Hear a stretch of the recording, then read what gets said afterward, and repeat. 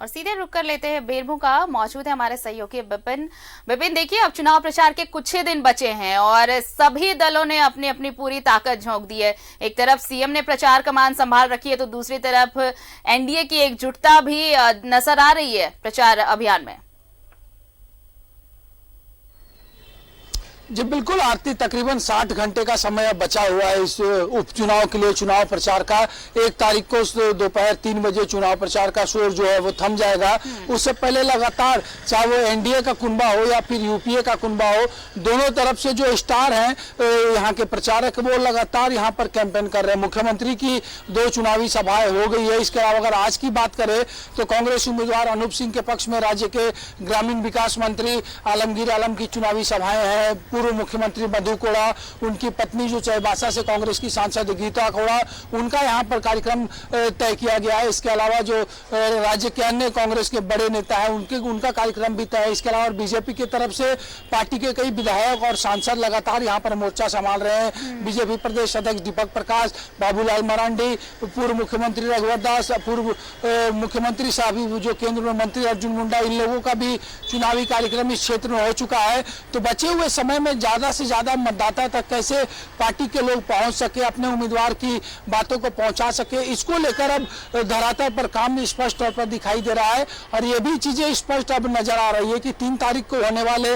उपचुनाव से पहले यहाँ की सियासत जो है वो पूरी तरह से गरमाई हुई है। चाहे पक्ष हो या विपक्ष लगातार एक दूसरे पर आरोप प्रत्यारोप लगा रहा है, लेकिन यहाँ के जो मतदाता है वो काफी गंभीरता पूर्वक सबकी बातों को सुन रहे हैं। और जो एक संकेत मिल रहा है कि यहाँ के मतदाता जो है अपने आने वाले 4 सालों के लिए जो जनप्रतिनिधि होगा उसका चयन काफी सोच समझ कर करेंगे।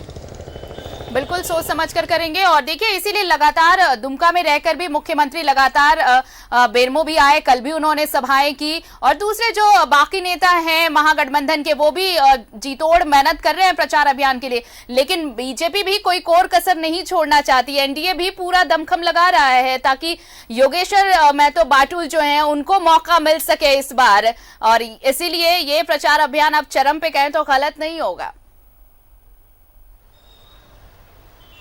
जी बिल्कुल, चाहे वो कांग्रेस की बात करे या फिर बीजेपी की बात करे, हर कोई अंतिम समय तक अपनी पूरी ताकत और पूरे जोर आजमाइश के साथ चुनावी मैदान में उतर चुका है। हालांकि अंतिम निर्णय राज्य के ये जो विधानसभा क्षेत्र के मतदाता है उनको करना है, लेकिन उसके बावजूद कोई कोर कसर ना रह जाए, किसी एक मतदाता तक अपनी बात छूट ना जाए, इसको लेकर कैंपेन जो है वो काफी तेजी से चल रहा है। और बचे हुए अंतिम 60 घंटे में ये रफ्तार काफी तेजी से बढ़ेगी। और हर इलाके में जिस तरह से प्रखंडवार जो बेरमो विधानसभा का क्षेत्र है, चाहे वो जरीडी प्रखंड की बात हो, पेटरवार की बात हो, बेरमो की हो या फिर अन्य जो सुदूरवर्ती इलाकों की बात हो, वहां तक एक एक कार्यकर्ता के भरोसे भाजपा और कांग्रेस के उम्मीदवार जो है वो अपनी बातों को पहुंचा रहे हैं। स्टार भी जो है स्टार प्रचारक वो भी यहाँ पर प्रचार करने में जुटे हैं। इसके अलावा निचले स्तर पर जो बीता समय है, चाहे वो बीजेपी की बात करे या कांग्रेस की बात करे, अपनी अपनी उपलब्धियों के सहारे मतदाता को अपने पक्ष में टर्न अप कराने के लिए पूरी कवायद यहाँ पर की जा रही है। प्रशासनिक तौर पर भी अगर बात करें तो किस तरह से पोलिंग परसेंटेज बढ़े, जो आम चुनाव आज से 10 महीने पहले हुए थे 2019 के दिसंबर में, उसका जो परिणाम था या फिर उस समय जो व्यवस्था की गई थी उसको किस तरह से बढ़ाया जाए। और खास करके अभी क्योंकि कोविड-19 की वजह से जो चुनाव में देरी हुई थी और अब जब चुनाव हो रहे हैं तो कोविड-19 के गाइडलाइन का भी पालन किया जाना है, इस ओर भी प्रशासनिक ध्यान लगातार है। लेकिन जिस तरह से चुनावी सभाओं में भीड़ हो रही है, रोड में जो चुनाव प्रचार हो रहा है, उसको अगर हम देखें तो ये कहा जा सकता है आरती कि यहाँ पर शायद ऐसा महसूस नहीं हो रहा है कि कोरोना जैसा संक्रमण भी इस राज्य में आया था। बिल्कुल, और इसलिए ये चुनाव आयोग के लिए भी एक चैलेंज होगा विपिन, क्योंकि देखिए कोरोना गाइडलाइंस को फॉलो कराते हुए वोटिंग जो पॉइंट्स होंगे वहां पर इसका खास ख्याल रखा जाना है। ऐसे में जब कैंपेन हो रहे हैं, लोग निकल रहे हैं, यहाँ पर उस तरह की किसी भी गाइडलाइंस को फॉलो बहुत कम आप देख रहे होंगे कि इस तरह के गाइडलाइंस फॉलो किए जा रहे होंगे। तो इसलिए ये एक चैलेंज होगा वोटिंग सेंटर्स पर भी कि कैसे इन तमाम चीजों, तमाम एहतियात बरते जाएं और लोग आकर सुरक्षित तरीके से वोटिंग कर सके। जी देखिए, मतदान को लेकर चुनाव आयोग ने स्पेशल गाइडलाइन जारी किया है। चाहे वो कोई वोटर हो, अलग अलग वहां पर व्यवस्था की गई है। सबको मास्क पहनना है, हाथ में ग्लव्स लगाकर जाना है, जो पूरी व्यवस्था चुनाव आयोग की तरफ से की जा रही है। या फिर अगर बात करें तो कोविड पॉजिटिव पेशेंट के लिए भी अंतिम का 1 घंटा निर्धारित किया गया है। बेरमो में चुनाव की जो समय है वो सुबह 7 बजे से लेकर 4 बजे तक है। 3 बजे तक साधारण मतदाता जो है वो वोट करेंगे और 3 बजे से लेकर 4 बजे तक अगर कोई कोविड पॉजिटिव मतदाता आता वोट करने तो उसके लिए समय निर्धारित की गई है। तो अभी से ही तैयारियां शुरू कर दी गई है ताकि जिस दिन मतदान का समय आए उस वक्त किसी तरह का व्यवधान ना आए और आराम से जो मतदाता है वो वहाँ अपने वोटिंग सेंटर पर जाकर अपना वोट जो है वो कर सके।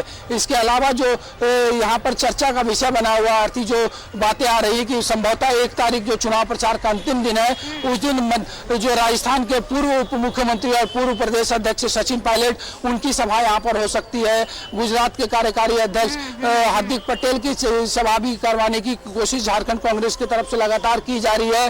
कल की बात अगर करें तो पूर्व केंद्रीय मंत्री सुबोध कांत साह, मधु कोड़ा, गीता कोड़ा के साथ साथ बीजेपी की तरफ से निशिकांत दुबे, बीजेपी प्रदेश अध्यक्ष दीपक प्रकाश, बीजेपी के विधायक भानु प्रताप शाही, बिरंची नारायण समेत कई लोगों ने ताकत झोंकी है। आज भी लगभग माहौल वही देखने को मिलेगा। तो काफी दिलचस्प नजारा बेरमो के इस उपचुनाव में देखने को मिल रहा है और मतदाता जो है वो सबकी सुन रहे हैं। लेकिन जो बातें समझ में आ रहे हैं कि उन्होंने ठान कर रखा है कि अपने आने वाले समय के लिए वो योग्य उम्मीदवार का चयन 3 तारीख को जरूर करेंगे। बिल्कुल बिल्कुल विपिन, और अब ये तो अब जिस दिन वोटिंग होगी और जब रिजल्ट आएगा तभी पता चलेगा कि मतदाता सुन किसकी रहे हैं और वोट किसके पक्ष में करने वाले हैं। नजर बनाए रखिए, दिन भर आज हलचल है। अपडेट्स और भी आपसे लेंगे। फिलहाल बहुत बहुत शुक्रिया आपका हमारे साथ जुड़ने के लिए। तो देखिए, उपचुनाव की हलचल तेज हो गई है। सभी दल अपने अपने स्टार प्रचारकों के साथ प्रचार अभियान में जुटे हुए हैं और लगातार सियासी पारा चढ़ता हुआ उपचुनाव को लेकर।